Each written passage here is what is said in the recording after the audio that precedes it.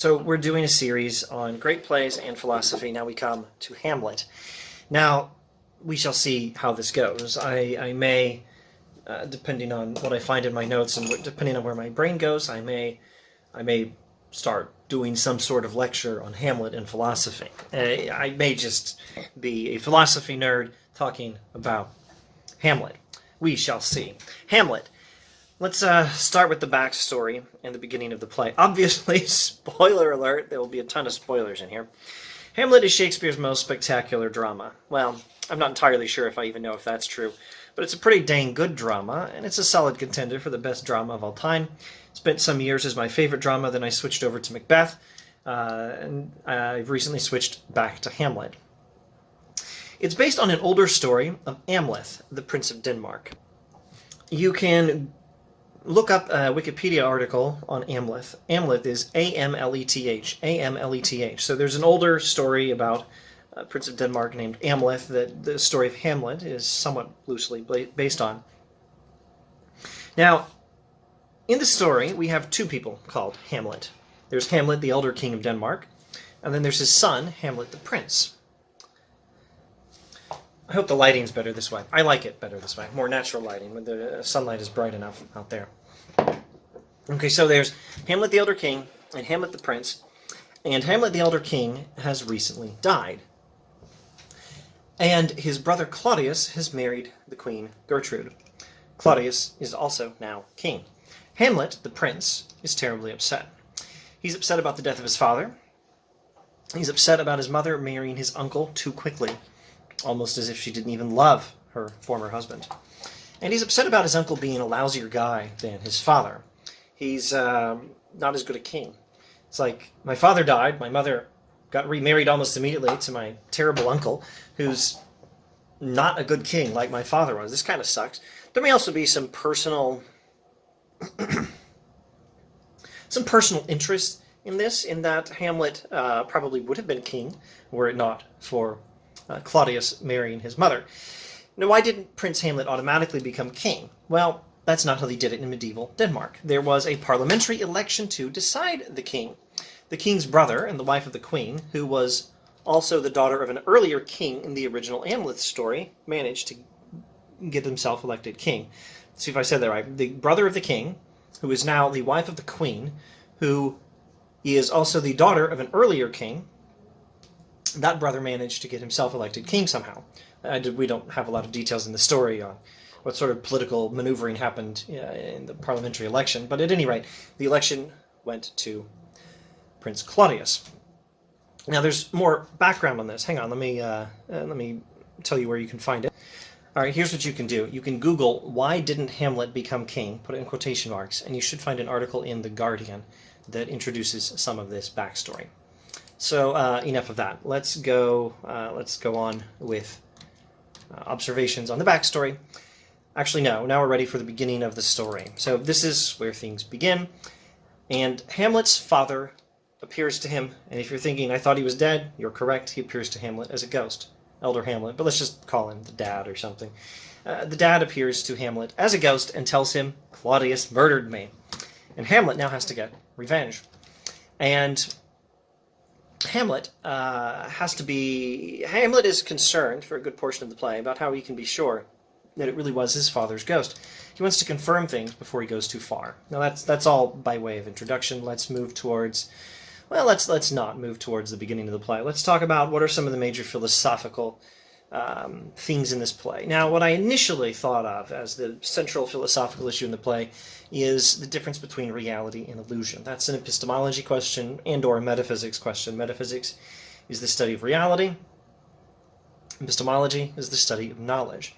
So this question, how do we know the difference between reality and illusion? That is a question about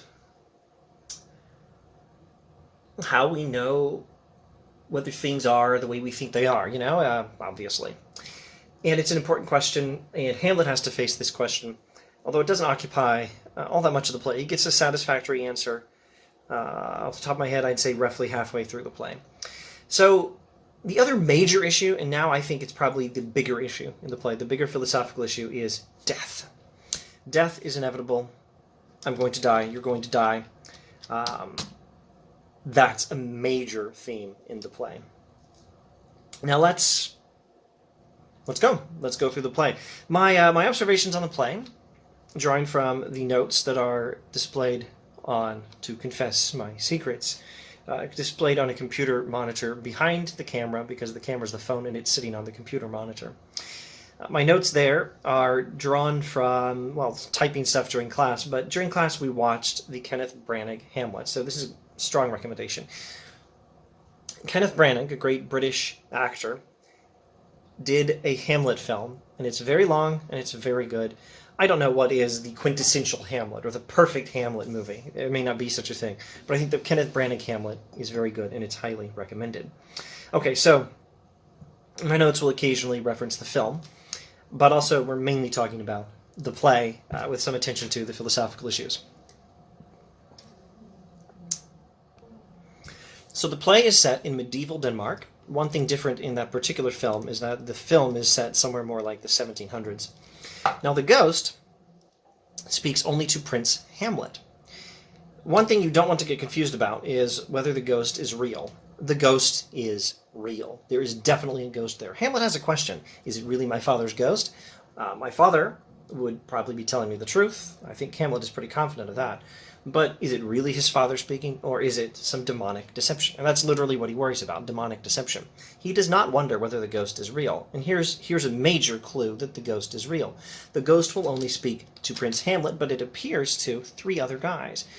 There's 4 people seeing the same ghost. It's not an illusion.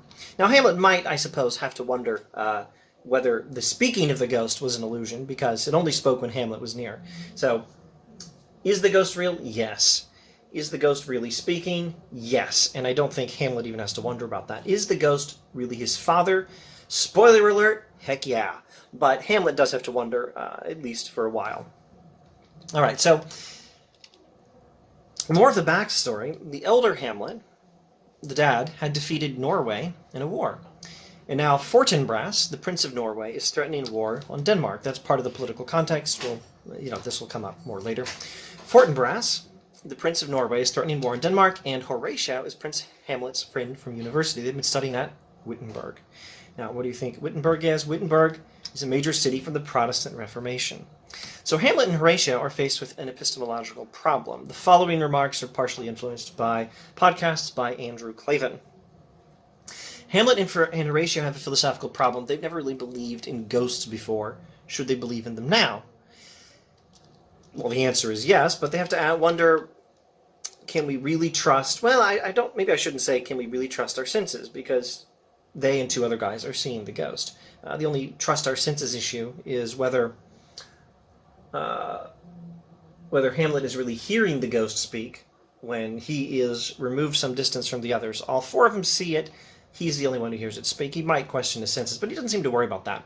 The bigger issue is our relatively simplified Protestant theology correct? Should we believe that there is such a thing as a ghost? What if it's not telling the truth? What if it's a demon or something? That's the worry. Now, this is not necessarily, strictly speaking, literally what's going on in the play, because it's medieval Denmark. It's before the Reformation. Wittenberg is a Protestant Reformation city centuries later. So what's going on? Well, Wittenberg can be taken as a symbol, or we can just assume that when they're studying at Wittenberg, they're studying Protestant theology, and Shakespeare is not writing his plays according to a strict historical chronology. There are anachronisms, that is to say, things out of time in Shakespeare's plays. This is one of them, or at least that's one plausible way of reading the story. At any rate, I think this is a large part of what's going on in the story. Epistemologically speaking, again, I'm influenced somewhat by Andrew Clavin. The epistemological bewilderment of Hamlet and Horatio parallels the epistemological situation after the Protestant Reformation. The Catholic Church used to be our authority, and it could tell us what to think. But now we don't trust the Catholic Church anymore. How are we supposed to know what's true? How are we supposed to know what's real? That's the epistemological situation after the Reformation, and that is what Hamlet and Horatio have to worry about.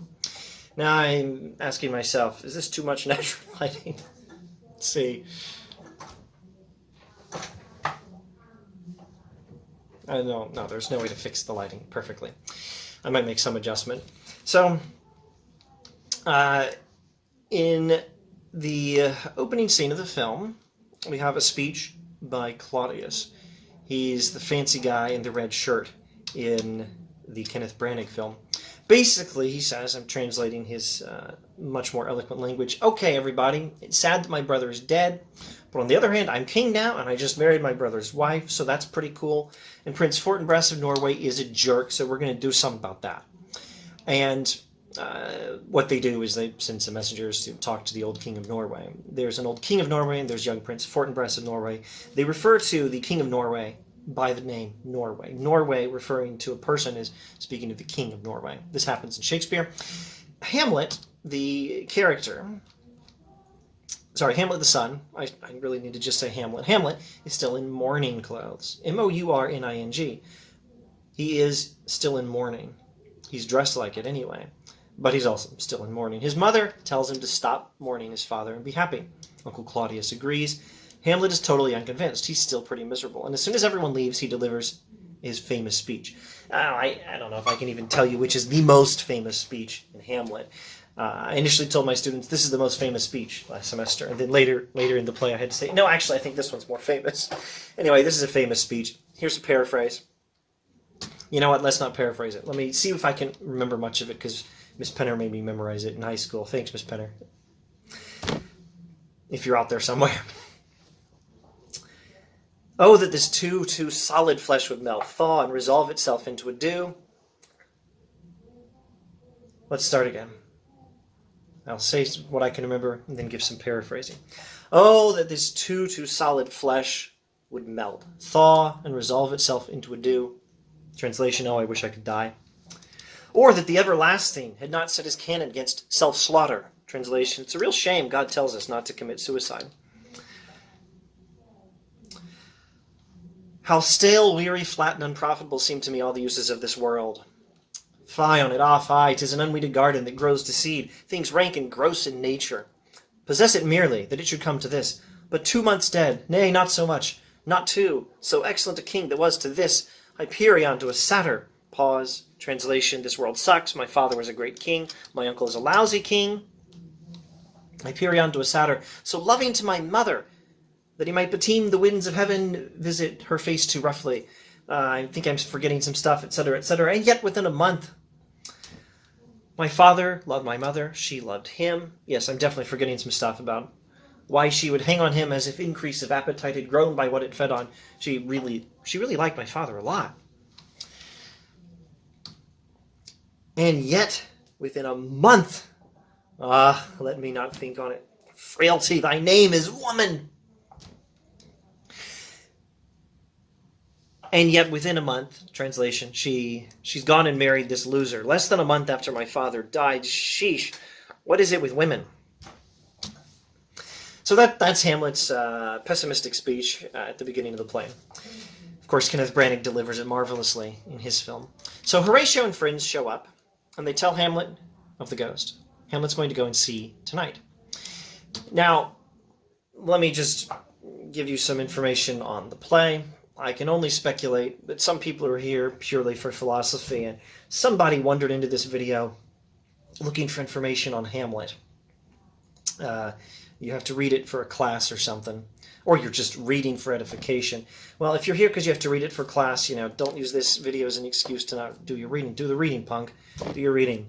But I hope this helps. And here's a clue for anyone who's struggling with the reading or gets a little lost in watching a Kenneth Branagh production or something. There are so many differences between Shakespeare's extremely refined and centuries-old English now and our modern watered-down English. You can't keep track of them all. I don't know them all. I do not know all the vocabulary in this play. It really helps to have something like this, to have a decent edition that will have lots and lots of footnotes telling you what some of the terminology means. I don't know if I can get the camera to focus just right. But what is this? The Signet Classic Shakespeare. Probably very cheap at a used bookstore or something. And there, I hope, are many, many other editions that are like this. But you can find things like this, and it really helps. So here's just one tip on some of the language. Like is used sometimes as shorthand for likely. Very like means most likely or very probable. All right.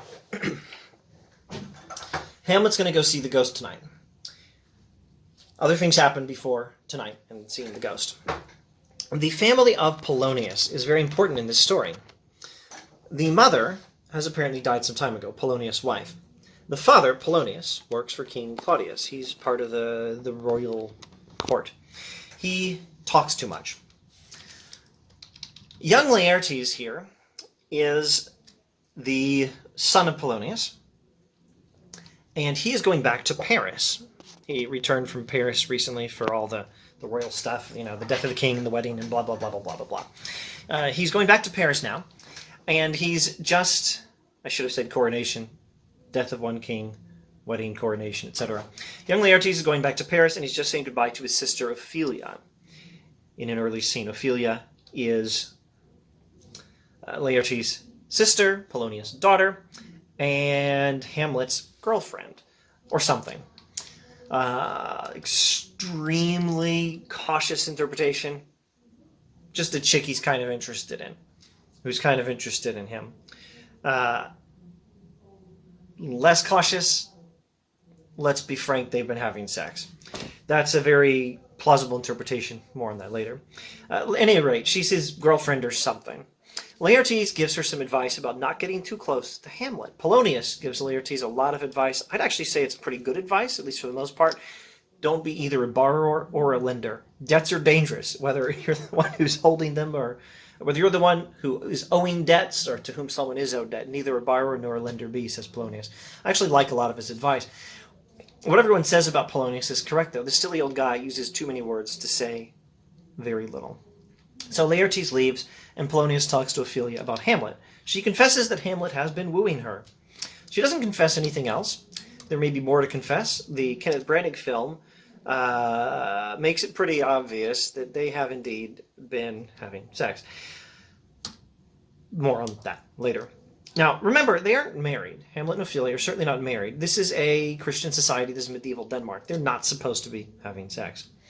So Polonius is like, Ophelia, come on. He just wants to have sex with you. Stop spending time with this guy. That is, that's what he means. Well, he says, well, she says, oh, he's been wooing me. He's very sweet, blah, blah, blah. And he's like, springs to catch woodcocks, i.e. traps to catch little birds, i.e. sweet things he says to you. Yeah, he's just trying to get you. And when I get you, I mean he's trying to have sex with you, Ophelia, and you're not allowed. It's not allowed in this culture. It's not allowed in this society. It's not allowed for my daughter. Stop talking to Hamlet. No more of this. That's a Claudius line.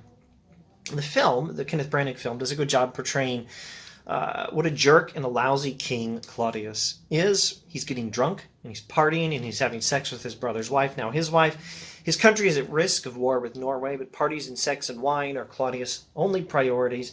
And without observation, let's shift away from all these beginning scenes. The bit about Claudius there, well, frankly, it turned up in my notes. In the film, it came up around this time. And I believe maybe Hamlet was describing his uncle's behavior around this time as well. But now we are moving past all these scenes, and we are into the scene that really sets the stage for the drama. The scene that gets the drama rolling. The ghost shows up. Hamlet, with Horatio, shows up to watch for the ghost. And one friend, I was going to say a different name, but it's Marcellus, I believe. Marcellus the soldier. Marcellus the soldier, Horatio the scholar, and Hamlet's friend from college, and Hamlet show up to see the ghost. The ghost shows up, and Marcellus says something is rotten in the state of Denmark. Understatement of the century. And Hamlet chases the ghost. Ghost will not speak to anyone except Hamlet. Hamlet chases the ghost, and at some distance removed from the others, the ghost speaks to Hamlet. Now, the ghost says some words. I think they're just marvelous in the Kenneth Branagh production. It's a good film to watch in Halloween season. the ghost is kind of creepy, and the ghost is like, I don't know. I can't remember enough of the words. I don't want this video to be 3 hours long. The ghost says, "I'm forbidden to tell you things about what I'm suffering right now. Now that I'm dead, there's pretty serious. There's some pretty serious stuff going on here in the afterlife. I'm just not allowed to talk to you about it. Only it's during the day. During the night, I get to walk around as a ghost, and my soul's getting purged of all its sins the rest of the time. Now, you know what that means, right? And if you don't, I'll tell you. That's why you're here, right? To get this sort of commentary." Shakespeare was writing in Elizabethan England, Protestant England, not Catholic England. And we are told by the Wittenberg connection, because Hamlet and Horatio have been studying in Wittenberg, Germany, that we're supposed to think of this play as having Protestant connections, even if it takes place before the Reformation. The ghost here is describing purgatory. Now, one interesting interpretation of Shakespeare himself is that he was actually a Catholic, and that we can find this in his plays. I think this is a very reasonable interpretation. I think it's actually somewhat more likely than not. In this scene here, Hamlet's father is telling him how he has to suffer for his sins, but he's not talking about hell. He's suffering in purgatory, and it's pretty unambiguous. Only during the day, apparently. This is a particular version of Catholic theology. Well, let's just say this is Catholic theology. I don't think I've ever heard of purgatory only being during the day, and you get to wander around the earth as a ghost at night. I don't think that's a thing in Catholic theology. That's, Shakespeare's dramatic twist on Catholic theology to make the story happen, and it's marvelous. And the ghost explains all this in a marvelous way. Creepy eyes, creepy voice. Now, one more thing on Catholic theology, although I don't know that Elizabethan England Anglicanism would disagree with this. I don't know enough about Elizabethan England Anglicanism. But you're supposed to get last rites before you die. Rite is R-I-T-E here. R-I-T-E, last rites. That means you're supposed to do the right religious ritual and do something about any sins you haven't yet repented of right before you die. And if you don't, you can go into the afterlife with a lot more sins in your soul than you would otherwise. So part of the problem with the death of the king here was that he was murdered and didn't get any last rites. So now he's suffering in purgatory to deal with all those sins he went into the afterlife with. So part of the crime against him when his brother murdered him was dispatch him so quickly, give him no chance to repent of any sins, no chance to get last rites, and he's not just killing his body, he's also sending his soul to immense torment after death. Not hell, purgatory.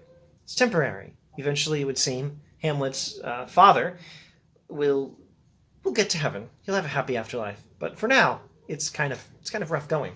So that's part of the problem with Claudius' murder. Anyway, the ghost explains that Claudius murdered me. Now, it wouldn't be fair, would it, if Claudius could be killed with some last prayers, would it? No, that wouldn't be fair at all. Claudius' crime against his brother was not only to murder him, but to murder him and not let him get any last rites. It wasn't a slow poisoning, and a priest could have come in and he could have done some confessing and some praying at the end and gone straight to heaven or to a much less difficult purgatory. Nope. Killed fast. No repentance, no prayer, no priest, no religious ritual. Off to the afterlife with a bundle of sins in his soul and consequent suffering. So it wouldn't be at all okay for Claudius to get a much gentler treatment, quick execution with some prayers and some penitence. No, we can't. We can't let Claudius go off to the afterlife and get less punishment than his brother got from him. Foreshadowing. So, in the ghost scene, let me summarize some of what happens in the ghost scene. The ghost says, more or less, "Hey, Hamlet, it's me, Dad. Your uncle murdered me. I'm suffering in purgatory now. You better remember this. And you better freaking do something about it." And Hamlet swears to remember and swears to act on it. And then he, at least initially, does not tell either Horatio or Hamlet what the ghost said, but he makes them swear to not tell anyone anything of what they know, no matter what. So then this is a secret between Marcellus, Hamlet, Horatio. They'll be faithful to this promise. They're not going to blab anything, though apparently Hamlet will later confide at least to Horatio what the ghost says. There's a famous line. There are more things in heaven and earth than are dreamt of in our philosophy, Horatio. That's a famous line. It's possibly a reference to Hamlet's Protestant theology that doesn't quite fit these evidence of ghosts in purgatory he's just seen. So there you go. There's some of the epistemological situation of Hamlet and Horatio. What are we supposed to believe? Whom do we trust? How do we confirm this is real ghost speaking stuff and not some demonic deception? And what do we do if our simpler philosophy that certainly had God, angels, and life after death is now given God, angels, life after death, plus purgatory, plus sometimes ghosts? Can we believe it? Why should we believe it? How do we know? All these epistemological questions and the distinction between reality and illusion arise. Now, let's do some more commentary on the play. I think I better stop this video and start a new one in case anything goes wrong with the technology. All right, let's keep going. In a new scene, Polonius is talking to Ronaldo. Ronaldo is a relatively minor character, as I recall, only this one scene. Polonius sends Ronaldo to spy on Laertes to make sure he's not getting into too much trouble in Paris. I think that's all that's actually going on in this conversation. It's part of the story. It's some character development for Polonius, maybe some character development for Laertes. I think this scene has the single biggest function of letting us watch Polonius talk too much. But also we see that he's sending his employee to spy on his son in Paris. It's weird. Lots of people spy on each other in Hamlet. Drab is a word that means prostitute in that particular era of English. In the Kenneth Branagh production, Polonius mentions drabbing, i.e. visiting prostitutes, among the things young men might do in Paris, and not good things. He's listing the kind of trouble a young man might get into in Paris, and he mentions drabbing, i.e. visiting prostitutes. When he says that, he gestures to the prostitute in his room. He gestures to her to get out. He's finished with her. She can move on now. This film production, in other words, the Kenneth Branagh film production, makes it pretty clear that Polonius is a hypocrite and a jerk, as well as a guy who talks too much. I should mention that I like this film a lot. I like this version of Polonius. I think it's a superb story with Polonius that way. But you don't have to treat Polonius that way. I think it's very plausible to just read Polonius as a bit of a fool, but not even remotely the same kind of hypocrite and jerk he's portrayed in as the Kenneth Branagh production. But I do like the Kenneth Branagh version. So now Ronaldo moves on to go to Paris and spy on Laertes for Polonius. Ophelia shows up. She says Hamlet has gone mad. Now, one interesting question about the play is Hamlet indeed mad? I think the answer is no. He is acting mad. He's acting crazy so that no one knows what's going on while he tries to figure out how to make sure the ghost was telling the truth and how to kill Claudius. Understand his position here. Hamlet is the son of the late king. He's the son of the queen, the nephew of the king. He is likely to be king when Claudius dies. I believe Claudius has himself endorsed this plan. Hamlet, however, has to make sure that he really saw the ghost of his father tell him to kill his uncle. And then he's got to kill the uncle. So how's he going to figure all this out and take care of this? He needs to do some investigating, and he doesn't want anyone catching on to what he's doing. So as a huge cover story, he just acts crazy, so people think he's nuts while he's figuring things out. The plan is, I think it makes a little more sense than you would think. More on that later. Now, Polonius has a theory. His theory is Hamlet went completely nuts because he's in love with Ophelia, and Ophelia, on his instructions, has stopped seeing him. So that theory of Polonius about why Hamlet is supposedly crazy, well, that theory helps to set in motion more events, and, this is a Shakespearean tragedy. Lots of people are going to die, in part because of this theory of Polonius. That's how the events will turn out. All right. New scene. Enter Rosencrantz and Guildenstern, childhood friends of Hamlet. They are fairly ridiculous characters. It's hard to know which is which, as illustrated by Claudius getting them mixed up in the Kenneth Branagh production.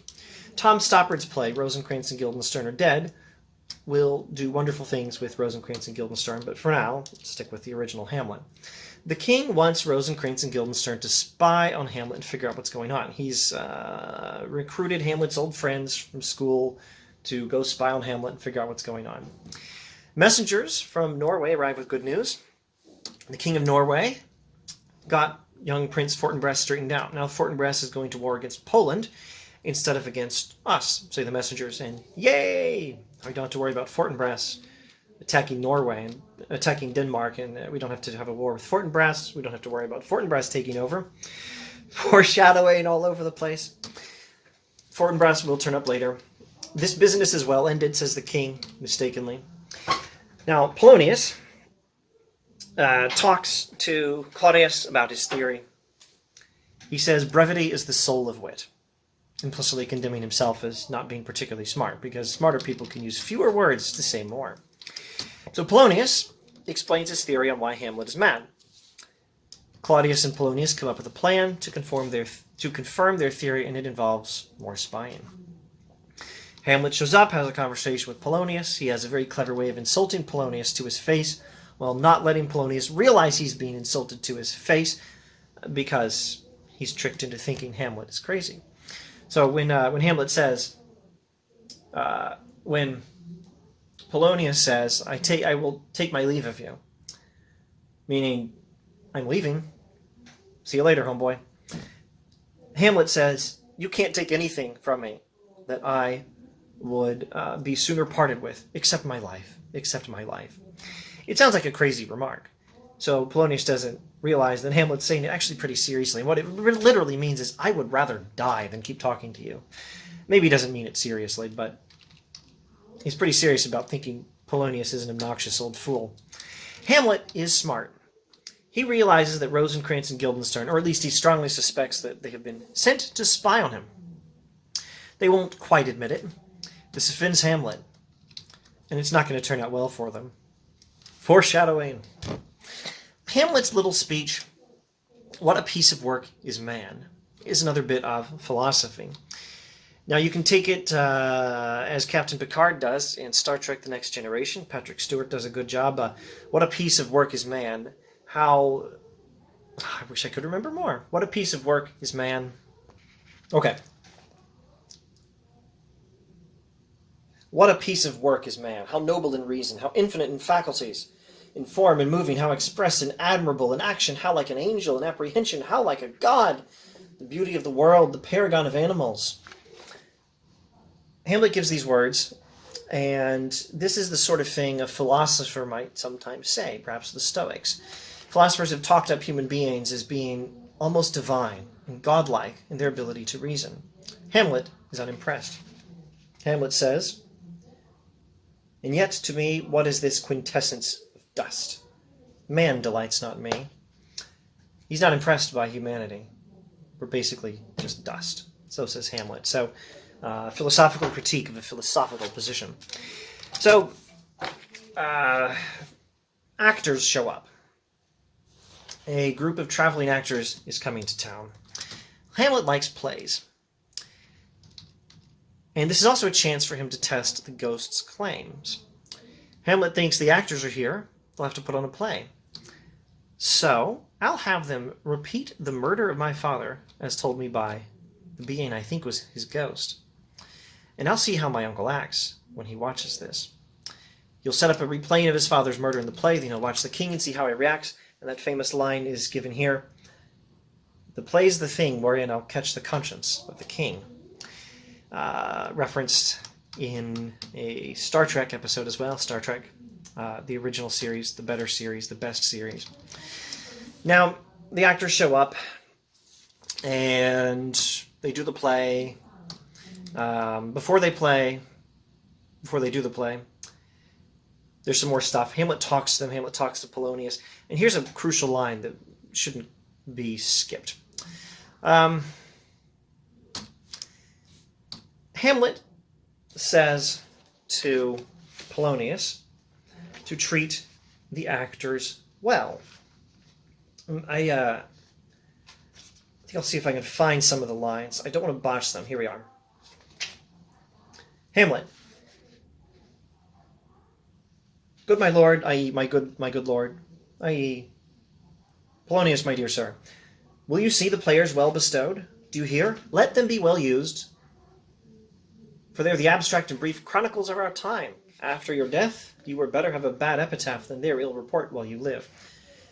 Treat the actors well. Player means actor. Treat the actors well, says Hamlet. Polonius says, my lord, I will use them according to their desert. Hamlet says, God's bodkin, man, much better. Use every man after his desert, and who shall escape whipping? God's bodkins, man, much better. Treat people the way they deserve, and who will escape punishment? Beautiful line, super important. You could think of it as a short version of Portia's speech on mercy, Portia's speech in praise of mercy from The Merchant of Venice. Hamlet tells Polonius, treat the actors well. Polonius says, I'll treat them as they deserve. Hamlet's like, good grief, man, no, by the body of God. Bodykin means the body of God. By the body of God, he's referring to Christ. Christianity, we are told, it's three people who are God. One God, one God. It's heresy to say otherwise. One God, but three persons who are God. Personhood and substance do not correspond, do not have a one-to-one correspondence. There's one divine reality, that is God. But there's three persons who are God. God the Father, God the Son, God the Holy Spirit. One of those people, God the Son, became a man for our salvation, etc., etc. The gospel follows. So the body of God is Jesus' body, broken on the cross to take care of our sins. And Hamlet's like, remember the body of God, man. Remember Jesus. Remember the gospel, and treat people better than they deserve. If everyone was treated as they deserve, who would escape punishment? Not me, not you, and not the actors. Treat people better than they deserve, he says. It's a wonderful remark on mercy with an explicit reference to Jesus and the gospel. All right, so Hamlet talks to the leader of the actors, and he plans to have them recreate the murder of King Hamlet by Claudius in their play later. Now Hamlet gives his famous soliloquy. Soliloquy means a speech delivered by yourself. A word from Augustine, actually. Augustine invented the word soliloquy. Now, I would say the point of the speech is more or less this. Hamlet says, why have I not yet avenged my father? Well, it's because I need to be sure, and so I'll test the king with that play. I think actually it's in that speech that he delivers, the play's the thing wherein I'll catch the conscience of the king. I'm not giving every detail in precisely the order in which it happens in the play. And he also says around this time, the spirit that I have seen may be of the devil. In other words, he's not worried about whether the ghost is real. He's worried about whether the ghost is honest and is really a ghost, and rather than some other kind of spirit, could be demonic deception. So that's his statement of his epistemological situation. Now, he wants to know the difference between reality and demonic deception. He will use the play to confirm the truth. He wants a clue. He wants some evidence that the ghost was speaking the truth. So that evidence will come up in the play when he watches his uncle's reaction. Before we get that far, we have some more spying. A lot of things happen in a day. I think that actors are actually planning the play for this very night. Rosencrantz and Guildenstern have showed up. It's not, I guess it's probably been some days since the ghost spoke to Hamlet, but Rosencrantz and Guildenstern have showed up, and messengers from Norway have showed up, and the actors have showed up, and messengers to Norway returning. They were Denmark messengers to Norway returning from Norway. Actors showed up, planned the play. Hamlet's having all these speeches, blah, blah, blah. He's planning the final piece of evidence he needs to be sure what's going on so he can go ahead and kill his uncle, etc., etc. And some more spying happens. Polonius' theory about Hamlet going mad is to be tested by Polonius with this test. He's going to have Ophelia meet Hamlet, and he's going to secretly watch. He and Claudius are going to lurk and watch the interaction between Hamlet and Ophelia to make sure that Hamlet's madness is indeed a response to his lovesickness for Ophelia. Claudius speaks to himself and remarks about his heavy burden. Hamlet doesn't hear this. We get to hear it. The audience gets to hear it. And we hear that Claudius really is a villain. More on that, of course, later. And then Hamlet delivers what probably is his greatest speech. To be or not to be, he says, that is the question. Meaning, should I kill myself? He's contemplating suicide, and it has its advantages, but there are some real difficulties. We can endure a lot of suffering in this life because of the dread of something after death, the undiscovered country.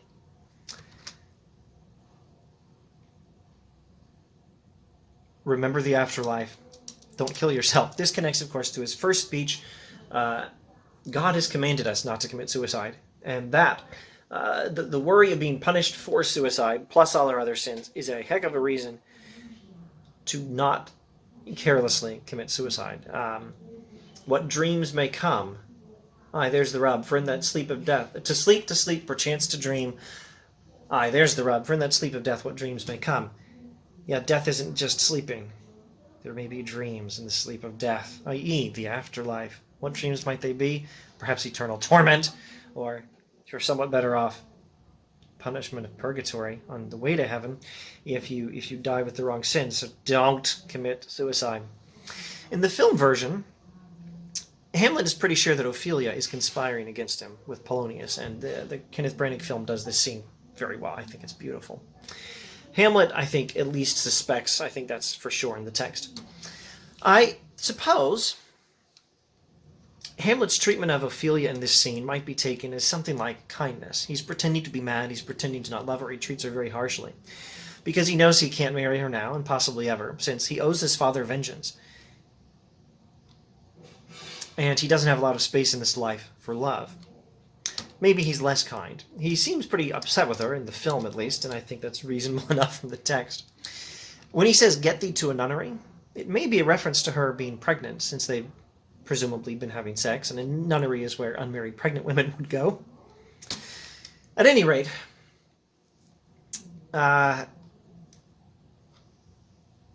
Polonius is quite convinced that Hamlet's mad because of Ophelia.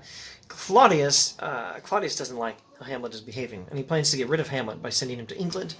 England, it seems, owes some money to Denmark, and he's going to send Hamlet to England and have him killed there. So let's move on to the play. This play is a play within a play. The play is Hamlet. Within the play, you have the actors doing a play.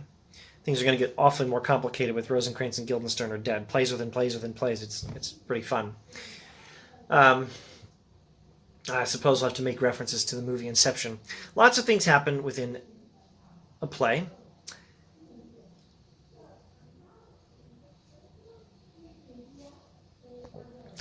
Lots of things happen in the Kenneth Branagh film version of the play within the play, when the actors do their play and Hamlet's watching to see if Claudius reacts in such a way as to indicate that he's guilty of killing his brother. I'm not sure we have to actually imagine Hamlet shouting nearly every line in this scene. It's a good way to imagine the scene. I like it. There's other ways of doing this scene, of course. The main things to remember are, in the play that Hamlet and Claudius and others are watching, the actors recreate the murder of the former king by Claudius. They recreate the hasty marriage of the widow to her husband's murderer. Hamlet and Horatio observe that Claudius is deeply disturbed by the play. Claudius is like, "Give me some light," and he runs. This is the confirmation Hamlet was looking for, that the ghost was telling the truth. It was not some demonic trickery. He doesn't seem to have any worry about that after this. I think this scene also does a lot to help explain why Hamlet has been acting like he's lost his mind. How could Hamlet possibly, being the son of the queen, the nephew of the king, have found a way to test the ghost's claims without being caught, unless he'd been acting crazy, so that anything he did could be written off as, oh, it's just Hamlet, he's lost his mind. So this scene after the play, there is a scene after the play that shows fairly well what's going on between Hamlet and his childhood friends Rosencrantz and Guildenstern. The king and queen send Rosencrantz and Guildenstern to talk to Hamlet, to tell Hamlet to come talk to the queen because she's not happy with how he's been behaving. He knows they're trying to manipulate him at the king's request. He's not happy about that.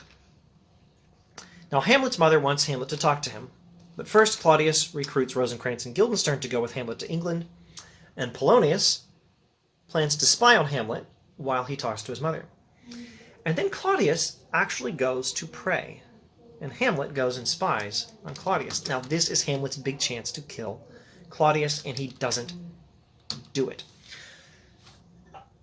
Claudius had sent his father to the afterlife with all his sins, and Hamlet thinks Claudius has just dealt with his sins by repenting in prayer. Claudius is praying. And Hamlet's thinking, if this guy is praying now, then he's repented of his sins, and if I kill him now, it's not going to be fair. If I kill him now, he doesn't go to purgatory like my father did. So it's not fair to kill Claudius right now. He needs to kill Claudius in a state of sin. Now, Hamlet actually doesn't realize it, but Claudius is not repenting in prayer. He tries to pray, but he understands his words are empty and useless, because there is no repentance if you keep doing the sin. There's no, I'm sorry, God, please forgive me prayer that works if you don't actually stop doing the sin. Words without thoughts never to heaven go, says Claudius. It's useless to pray because his words are empty, and his words are empty because he's not given up his ambition, he's not given up his crown, he's not given up the wife he stole from his brother. Now, by this point, if you had any lingering doubts, if the reader had any lingering doubts about whether Claudius might be innocent and his reaction to the play was some fluke, no more doubts. Claudius is guilty. It's quite clear from his prayers. Now, this scene calls for some reflections and analysis. We can analyze Hamlet as a tragic hero in Aristotelian terms, which means he's supposed to have a tragic flaw. He's mostly a good guy. He's better than most of us. But he's got one tragic flaw which leads to his downfall. What is Hamlet's tragic flaw? Probably a lot of people are going to say he hesitates or he doubts. I have my doubts about that interpretation. I think he hesitates, but you can be more specific than that. What is Hamlet's tragic flaw? Here's an interpretation I take very seriously. I'm not sure I want to just say this is correct, but it's a theory I take seriously. This scene is where he makes his mistake. This is where he should have killed his uncle. His flaw is to seek revenge rather than justice. He knew his uncle was guilty. He could have killed him now and fixed things. If there would have been any unfairness in how Claudius died, God could have sorted it out later. Not to mention that, Hamlet's supposed to be a Christian. I think he is a Christian. He's not the best Christian. He's supposed to understand that vengeance is mine, saith the Lord. Mere mortals are not supposed to take revenge. He should forgive. And if he feels justice must be done in honor to his father's request, or just because it's justice, well, do it and be done with it. Don't make sure the other guy suffers as much as his victim. Let God sort it out. Just do justice. Let perfect justice, if there is such a thing, take place in the afterlife. Leave it to God. If the king is a murderer, and this is your only chance, or your best chance so far to kill him, just get it done. Assuming that's also the only way to kill him, which brings us to another question. Would it be murder for Hamlet to kill Claudius? Now, I think we can make a case that Hamlet is the nearest thing we have to a just government. Something is rotten in the state of Denmark. As Marcellus said, the king was probably supposed to be Hamlet, and Hamlet's the only one who can do any kind of justice on the guy who's currently king, who is an unjust, murderous guy. It would not be murder for Hamlet to kill Claudius, according to this interpretation. Now, I'm not certain of this. I think it's plausible. Let me see if I can say it again, in case it wasn't clear. This is an interpretation of the play. Actually, it's more of a moral question, not so much an interpretation of the play, but just a moral question. There is no chance of proving to the world that Claudius murdered the former king. And also, it's going to ruin his mother if she finds out she's been having sex with the guy who killed her first husband. It's not a good plan. Iron Man line, not a good plan. For Hamlet to try to tell everyone, hey, Claudius is the murderer. How do you know? Because when I was acting crazy, I saw his reaction to the play. Also, my father told me, yeah, he was a ghost. It's not going to go over well. You're not going to be able to persuade the parliament to oppose the king. You're not going to be able to take the king to court on this kind of evidence. But meanwhile, the king is not supposed to be king. He's not the real king. At least he's not a legitimate king. He murdered to get there. He's not a legitimate king. There is no legitimate king. There is no legitimate government. The nearest thing we have to legitimate government is freaking Hamlet himself. Kill Claudius, do justice. It's the best solution available. That's a plausible interpretation. It's a moral question, not so much an interpretation of the play, though. Anyway, I'm not sure I want to endorse that, but I think it's at least a plausible interpretation that it would be okay for Hamlet to go ahead and kill Claudius quickly, and that his failure to do so is, moreover, his mistake. His tragic flaw was preferring revenge over justice and not acting on it when he had this particular chance. So anyway, Hamlet goes on to talk to his mother. Polonius, silly fellow. Hamlet freaks out his mother, and his mother's like, well, you're not going to kill me, are you? Or something. Or, what, wilt thou murder me? And, of course, he's not going to murder his mother. But Polonius thinks, Hamlet's mad. She's talking about murder. Polonius is hiding behind the curtains, and he thinks, holy cow, he's going to kill her. And he calls for help, and Hamlet's like, oh, it must be Claudius lurking there. He's not praying now. Now's a good time. Without thinking, without confirming, stabs the guy behind the curtain. Oh, it's silly old Polonius. It wasn't Claudius. So Hamlet now kills Polonius. I'm not commending this deed. If you want to make a case that this is murder, I'm not sure I can speak against it. But he did think it was the king. It was a rash deed. At any rate, it was not good. So he kills Polonius, thinking it's Claudius. Before the scene ends, though, he talks his mother into understanding her mistakes. She learns he's not crazy, but she'll keep it to herself. But he doesn't tell her everything. He doesn't tell her, yeah, your new husband killed the last one. The ghost shows up also and reminds Hamlet to stay true to his purpose. Gives him some advice for how to talk to his mother. His mother can't see the ghost. Hamlet can see the ghost. You could speculate Hamlet's crazy in this scene. But, the ghost formerly talked to Hamlet, but not to anyone else. Now he appears to Hamlet, but not to his mother. And we know the ghost exists because not only is what he's saying true, but 3 other people saw the ghost. I don't think he's crazy. I think the ghost is just not making himself visible to his former wife. All right. So Hamlet's remarks on habits, by the way, are an interesting comment on virtue ethics. N.T. Wright has a book on virtue ethics, and he quotes Hamlet here as nicely expressing the idea of habituation in virtue ethics. Important stuff. Good book.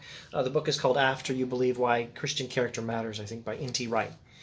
Assume a virtue, if you have it not. Assume means put on. Or pretend to have, like C.S. Lewis says in Mere Christianity. Pretend. Pretend to be good and you will become good. It's not hypocrisy, it's imitation of virtue. Imitate virtue if you are not virtuous. And practice makes perfect. Practice will make you more virtuous. But anyway, Claudius is going to now send Rosencrantz and Guildenstern with a secret message to the King of England. Kill Hamlet. Hamlet is on to them. He doesn't know about the secret message yet, but he's on to them, and he plans to outwit them. And before they go, there's some stuff happening. Polonius has just been killed by Hamlet. They got to catch Hamlet. They got to find where he dragged off dead Polonius to. Hamlet talks about death. He gives some jovial commentary about the body of Polonius. It's an important commentary on death. Polonius is at supper, not eating, but being eaten by worms. We make cows and chickens fat so we can eat them, so we can get fat ourselves, so worms can eat us. We eat fish who ate worms, and then worms eat us. There's some morbid and very witty commentary on death in these scenes. All right, but they catch Hamlet, send him to England, they make him tell them where he dragged off dead Polonius to, etc., etc. Obviously, Hamlet's chick is not going to be happy about this.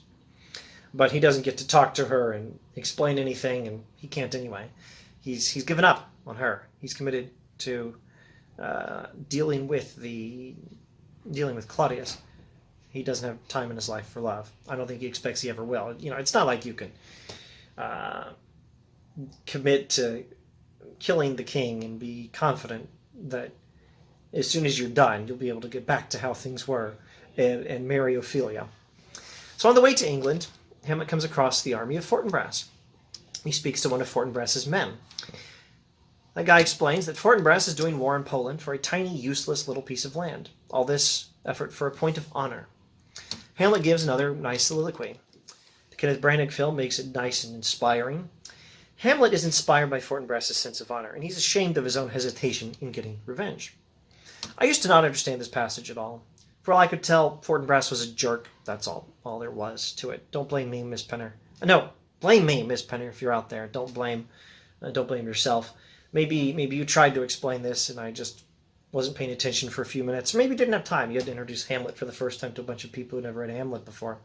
For whatever reason, probably my fault, or just, the limits of the human brain and the information in this magnificent piece of literature, I didn't get it at the time. Why would Hamlet admire Fortinbras? Why later would Hamlet think Fortinbras makes the most sense to be the next king of Denmark? Spoiler warning. Too late for the spoiler warning, actually. Why would this arrogant jerk Fortinbras, this warmongerer, be someone Hamlet would admire at all? I don't get that. What does Hamlet see in Fortinbras? Well, he sees a prince with a pride and ambition problem, perhaps, but also a guy who will do anything for honor, and Hamlet admires that. I think this actually makes sense. Something is rotten in the state of Denmark. Hamlet is surrounded by corruption and folly. The most decent person in the court of Denmark is Hamlet himself, who just rashly killed Polonius. The king is an open, premeditated murderer. Well, unambiguous premeditated murder. It was not open, it was secret. An arrogant jerk who cares about honor, even if he is from Norway, would be a huge improvement. Hence Hamlet's dying suggestion that Fortinbras should be king at the end of the play. Spoiler. From this time forth, all my thoughts be bloody or be nothing worth. In other words, from now on, Hamlet resolves to do nothing other than plan and bring about his revenge. Meanwhile, and we're somewhere past the midway point of the play. Ophelia has apparently lost her mind. Some interpreters may dispute this. Maybe she's just faking it. Maybe now she's pretending to be crazy. Now, I may despise the movie Titanic, but Kate Winslet is a great actress, and her portrayal of Ophelia in the Kenneth Branagh film is superb. The line, "Before you tumbled me, you promised me to wed," is the reason I think she and Hamlet had indeed been having sex. I don't know how else to interpret that line. This particular film I keep referencing, the Kenneth Branagh film, makes it pretty obvious. It's not a G-rated film. If you are under a certain age, don't watch this film. You ought to be a mature adult to watch the Kenneth Branagh film. Remember her brother Laertes? He's back, and he's angry. He knows his father has been killed improperly. An angry peasant mob comes with him. Laertes comes within a hair's breadth of taking over Denmark here. Claudius is a smooth talker, and he manages to talk him out of it. He directs Laertes' rage against Hamlet. Later, after he finds Hamlet returning to Denmark, not having been killed in England, spoiler, he'll convince Laertes to help him kill Hamlet. Now, Claudius says, Hamlet's the reason your father got killed, Laertes. Hamlet killed your father. It's his fault. He's the bad guy here. And I can't punish Hamlet because the people like him. But also, his mother loves him. So we've got to do something else about Hamlet. Meanwhile, Hamlet has managed to dodge Rosencrantz and Guildenstern and return to Denmark. He never got to England because pirates. Terribly convenient, but that's how stories work sometimes. The king,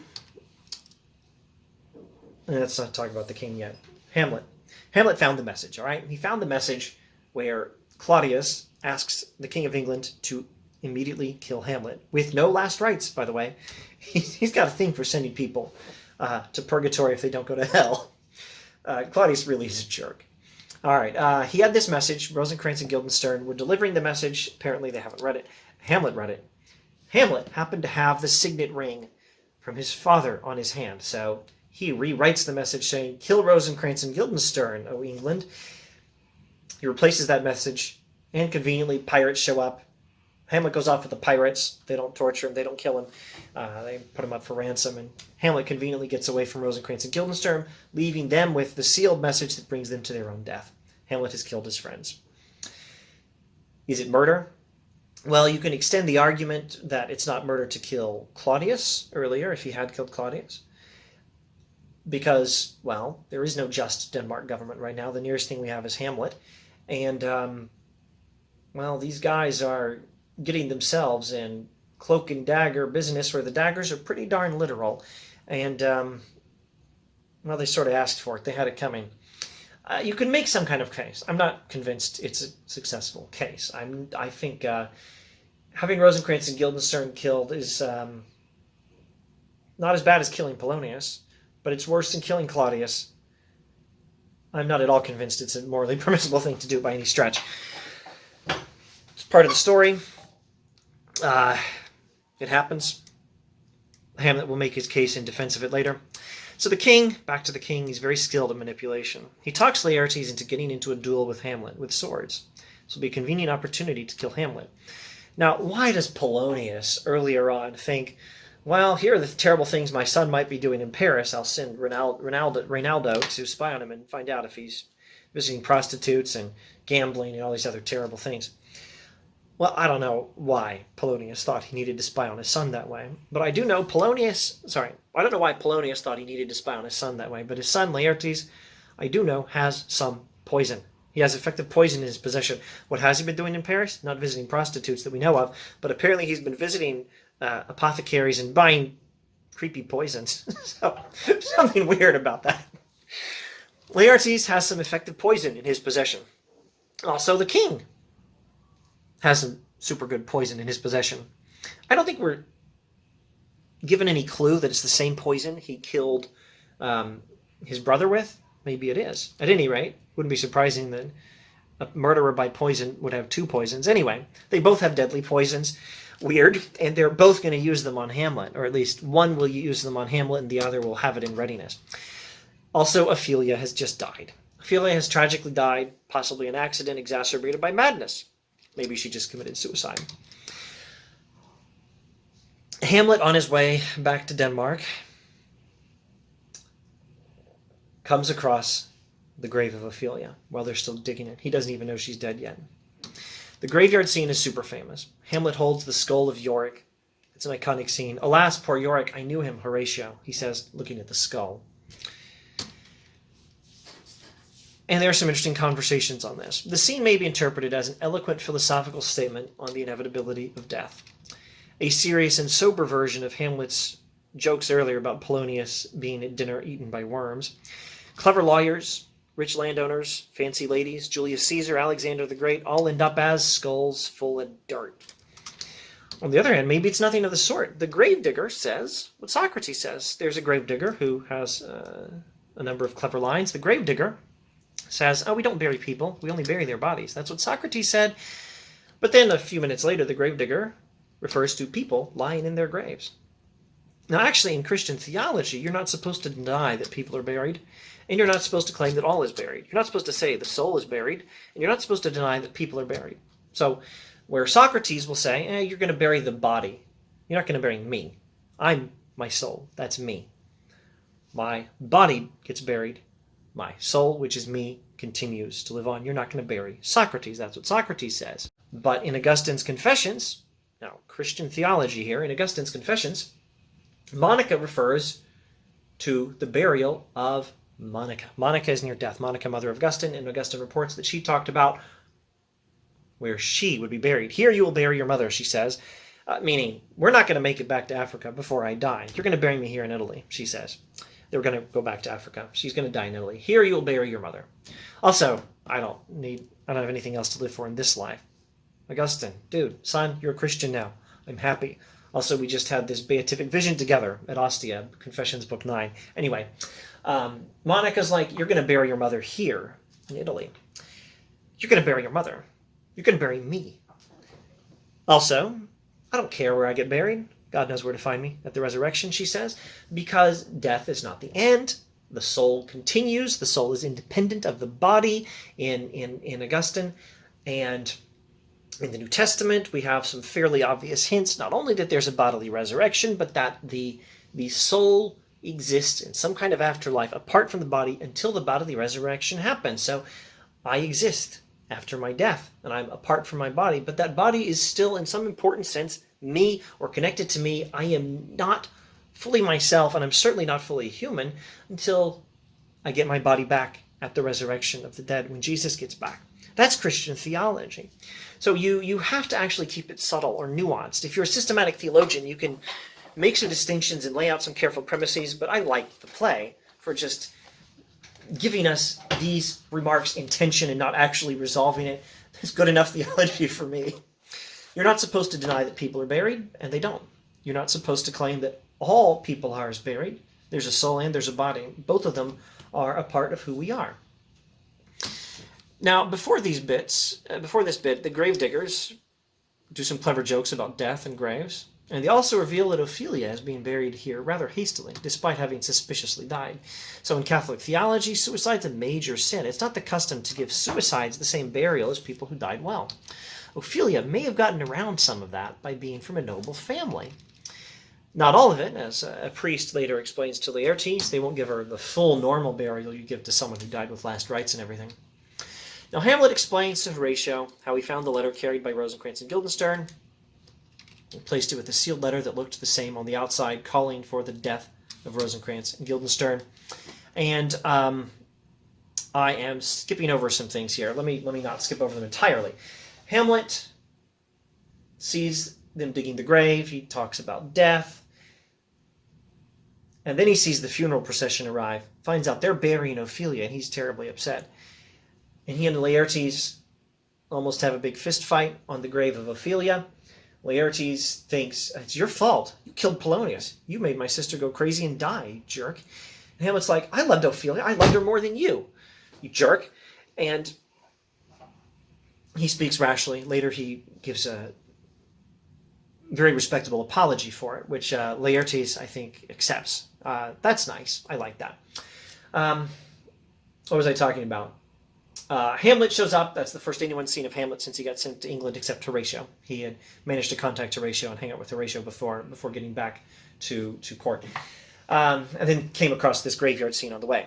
All right, so the king and queen make sure they're parted. They don't actually have a fist fight, and we'll have to sort some things out tomorrow. So now tomorrow, I'm pretty sure it's exactly the next morning. Tomorrow, Hamlet tells Horatio some more about the pirates and the letter and sending Rosencrantz and Guildenstern to their death.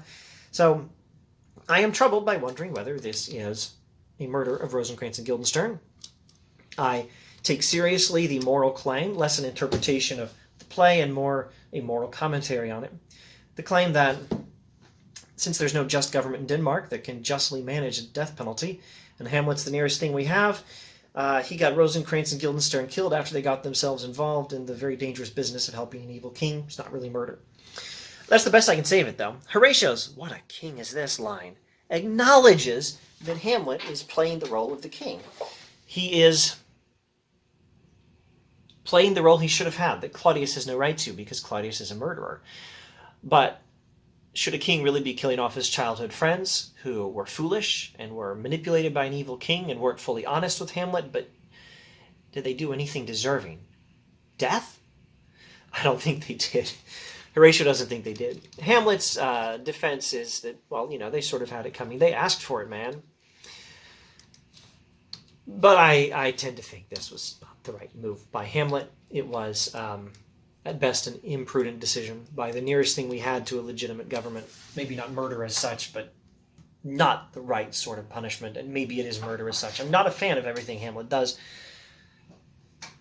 though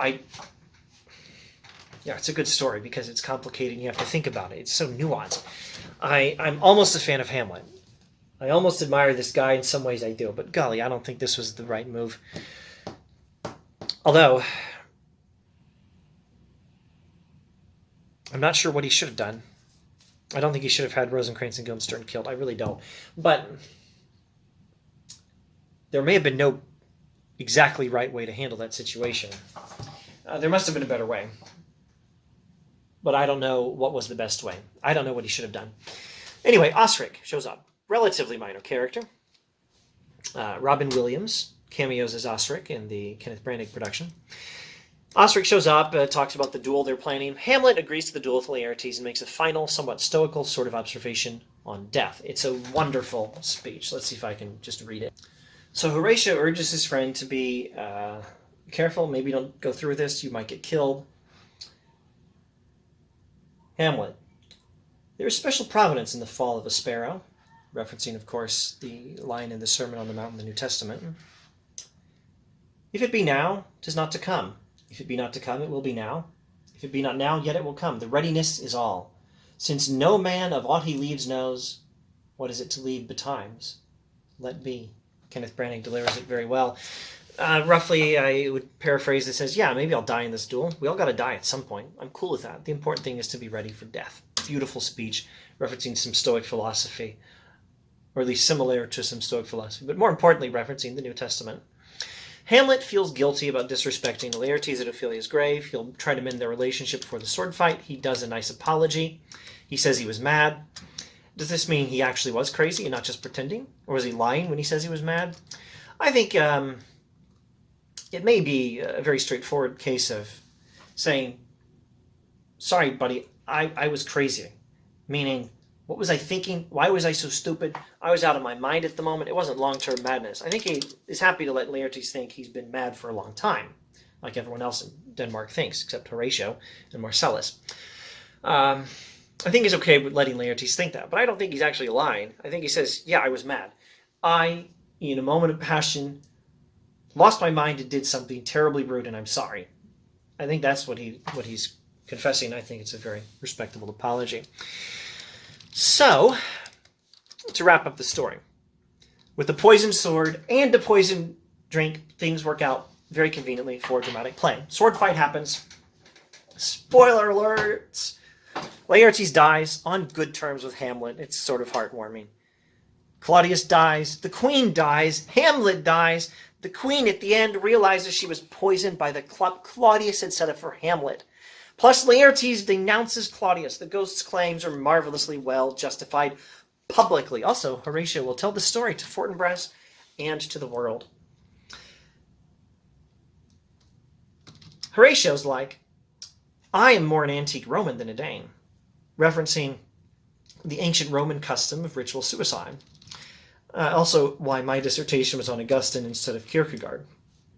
But Hamlet's like, no, don't commit suicide. Sure, we're good friends. You're my best friend. Actually, I didn't talk about this, but there's a wonderful line, I don't know, maybe halfway through the play, a wonderful speech where Hamlet talks about his love for Horatio. I don't think there's a hint of homosexuality here. It's friend love, built out of respect for the honesty, the decency, the virtue of Horatio. It's a beautiful speech. All right, anyway, Horatio's like, I'm more like the ancient Romans than a modern Dane. I will happily just drink the leftover poison in this freaking cup here and die with you, buddy. Hamlet's like, no, you're my best friend, but don't die. Live to tell my story. It'll suck for you, but live to tell the story. Give me that cup. Yeah, you give me that cup. I'll take it. Hamlet drinks the leftover poison, dies. Fortinbras shows up. Fortinbras takes over Denmark. In the Kenneth Branagh film, it's violent, like he was going to do it anyway. I don't think we have to interpret the play that way. Fortinbras says, I have some rights of memory in this kingdom. R-I-G-T-H, rights. Meaning, he has some claim to the throne that people can remember. And anyone else noble left who can take over? Nope. Also, Hamlet votes for Fortinbras at the end. Hamlet recommends Fortinbras take over as King of Denmark. For reasons I described above. He's better than anyone else hanging around here, and he has some sense of honor. I prefer him certainly to Claudius. Horatio's remarks on the story he will tell are a lovely summary of Hamlet and perhaps of tragic plays in general. So shall you hear of carnal, bloody, and unnatural acts, of accidental judgments, casual slaughters, of deaths put on by cunning and forced cause, and in this upshot, purposes mistook, falling on the inventors' heads. These describe Claudius' evil deeds. Hamlet's killing of Polonius, the eventual death of Claudius, etc., etc. It's magnificent. All right, let's wrap up this video. So as I said, this might just be a philosophy nerd talking Hamlet, but let's look at a few philosophical observations and connections to philosophy. Cross-reference some of the philosophy books back there with some of the Hamlet over here. How do we know the difference between reality and illusion? Well, Descartes says, find the right method for gaining knowledge. Find the right belief that cannot be questioned. Use it as a foundation for knowledge. Build on it using some good deductive logic until you have a solid base for learning more in the future. Like this, I think, therefore I am. And therefore, using a clever argument Descartes provides, God exists. And therefore, using another clever argument about God, the world outside my mind exists, reason is reliable, my senses can be trusted if I use them properly. I can build on this to avoid illusion and know reality. Descartes' arguments are analyzed by me elsewhere on this channel. Find the Great Arguments in Philosophy playlist. There's another approach from Locke, John Locke, and the British empiricists. Find the right method for gaining knowledge, but it's not that Descartes method. It's learning from experience. And there's Thomas Aquinas, who's like, experience, yes, deductive reasoning is fine, but also faith. You can trust the Bible. That will give you some knowledge. Let's talk about death. death is inevitable. How should we think about that? Socrates be like, all of life is preparation for death. Live virtuously. Only you, which is your soul, goes to the afterlife, and your soul is affected by your good or bad behavior. Be good, be ready to die. Which means live. And suicide's bad, but be ready for death by living well. Epicurus be like, after death you will not exist, and therefore you will not suffer, and therefore death is nothing to worry about. So stop worrying about death and live the good life now. The Stoics, well, they be like, death is not a problem. Be prepared for death, be virtuous, and everything's going to be okay. Augustine's like, yeah, what Socrates said, but with more Jesus. Also, no illusions of being good on our own. You need God's gracious help to be good. Also, there's a bodily resurrection about death. A bodily resurrection later. Finally, let's do a bit of Camus. Life is meaningless. Death will end you for sure. Life sucks. I do not recommend suicide. I recommend living your whole life with a heroic resistance against the absurdity of life. Don't commit suicide. That's Camus' advice on death. And, well, he agrees on not committing suicide with the likes of Hamlet, Augustine, and Socrates. Somewhat different reasons. All right. This play is magnificent. And if you're going to read one book, there's a lot of philosophy back there. I would not recommend you read if you haven't read this book. Rephrase that. If you're going to read one book, I'd recommend this one over maybe every book I have back there. Even the best of the philosophy. But don't read one book. Make sure this book is one of them. I'm done. This video was way too long. If you actually watched this, thanks for watching. Share, comment, subscribe, blah, blah, blah. Maybe I'll see you next time talking Macbeth. It'll probably be a shorter video.